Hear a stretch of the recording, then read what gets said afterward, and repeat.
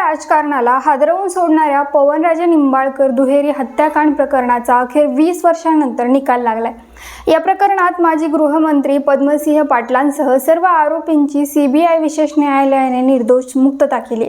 मात्र या निकालामागे न्यायालयाने मांडलेली कारणे आणि कोर्टात घडलेल्या घडामोडी अत्यंत महत्त्वाच्या ठरल्या। निकालाच्या दिवशी सकाळपासूनच न्यायालय परिसरात मोठी उत्सुकता होती। माजी मंत्री पद्मसिंह पाटील, खासदार ओमराजे निंबाळकर आणि दोन्ही बाजूंचे वकील कोर्टात उपस्थित होते। 2006 पासून सुरू असलेल्या या खटल्याचा निकाल ऐकण्यासाठी सर्वांचेच लक्ष न्यायालयाकडे लागले होते। निकाल वाचनाला सुरुवात करताना न्यायमूर्तींनी सर्वप्रथम दोन्ही बाजूंच्या वकिलांचे आभार मानले। त्यानंतर त्यांनी या खटल्याला 20 वर्षे का लागली यावर भाष्य केले। हा खटला विविध न्यायालयात फिरला, अनेक सरकारी वकील बदलले, तपास यंत्रणा बदलल्या आणि विविध कारणांमुळे सुनावणीला विलंब झाला। आज 20 वर्षांनंतर मी हा निकाल देतोय, असे न्यायमूर्तींनी नमूद केले। यानंतर न्यायालयाने संपूर्ण प्रकरणाचा आढावा घेतला। 3 जून 2006 रोजी कळंबोली येथे काँग्रेसचे नेते पवनराजे निंबाळकर आणि त्यांचे चालक समद काझी यांची गोळ्या झाडून हत्या करण्यात आली होती। सुरुवातीला कळंबोली पोलिसांनी तपास केला, त्यानंतर नवी मुंबई गुन्हे शाखा आणि पुढे सीबीआयकडे तपास सोपवण्यात आला। निकालातील सर्वात महत्त्वाचा मुद्दा म्हणजे माफीचा साक्षीदार पारसमल जैन। न्यायालयाने स्पष्टपणे सांगितले की संपूर्ण खटल्याचा पाया हा माफीच्या साक्षीदाराच्या जबाबावर उभा होता। मात्र त्याच्या साक्षीत वेळोवेळी मोठ्या तफावती आढळून आल्या।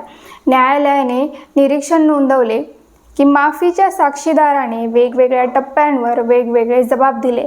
कधी आरोपींना भेटल्याबाबत, कधी पैशांच्या व्यवहाराबाबत, तर कधी प्रवासाबाबत त्याने परस्पर विरोधी माहिती दिली। एका जबाबात सांगितलेली गोष्ट दुसऱ्या जबाबात बदलण्यात आली, त्यामुळे त्याच्या साक्षीवर विश्वास ठेवणे कठीण असल्याचे न्यायालयाने नमूद केले। न्यायमूर्तींनी तपास यंत्रणांवरही गंभीर प्रश्न उपस्थित केले। आरोपींचे मोबाईल फोन जप्त करण्यात आले नव्हते, कॉल डिटेल रेकॉर्ड म्हणजे CDR गोळा करण्यात आले नव्हते, आरोपी एकमेकांच्या संपर्कात होते का याबाबत कोणतेही ठोस तांत्रिक पुरावे न्यायालयासमोर सादर करण्यात आले नाहीत।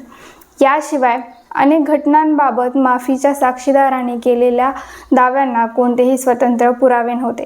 शूटरांना पैसे दिल्याचा दावा, बिहारमधून शस्त्रे आणल्याचा दावा, आरोपींशी झालेल्या बैठका किंवा प्रवासाचे तपशील यापैकी कोणत्याही बाबतीत ठोस कागदोपत्री पुरावा सादर झाला नसल्याचे न्यायालयाने स्पष्ट केले। न्यायालयाने हेही नमूद केले की माफीच्या साक्षीदाराने स्वतः पोलिसांकडून मारहाण, धमक्या आणि दबावाखाली जबाब घेतल्याचा आरोप केला होता।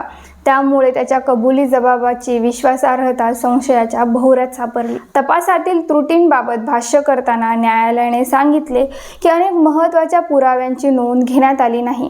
काही साक्षीदारांचे जबाब परस्पर विरोधी होते। घटनास्थळाच्या पंचनाम्यातील माहिती आणि साक्षीदारांचे म्हणणे यातही तफावत होती।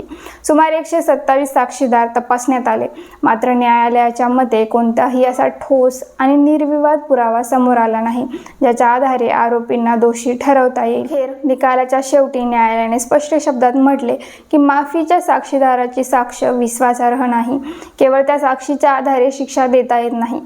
संशयाचा फायदा आरोपींना देणे हा न्यायव्यवस्थेचा मूलभूत सिद्धांत आहे। त्यामुळे या प्रकरणात सर्व आरोपींविरोधात गुन्हा सिद्ध होत नाही आणि याच कारणामुळे तब्बल 20 वर्षे चाललेल्या या गाजलेल्या खटल्यात माजी गृहमंत्री पद्मसिंह पाटील यांच्यासह सर्व आरोपींची निर्दोष मुक्तता करण्यात आली। या निकालाने एका बहुचर्चित राजकीय हत्याकांडाच्या न्यायालयीन प्रवासाचा शेवट झाला असला तरी या प्रकरणातील तपास पद्धती, पुरावे आणि न्यायालयाने उपस्थित केलेले प्रश्न यांची चर्चा पुढेही सुरू राहण्याची शक्यता आहे। धन्यवाद।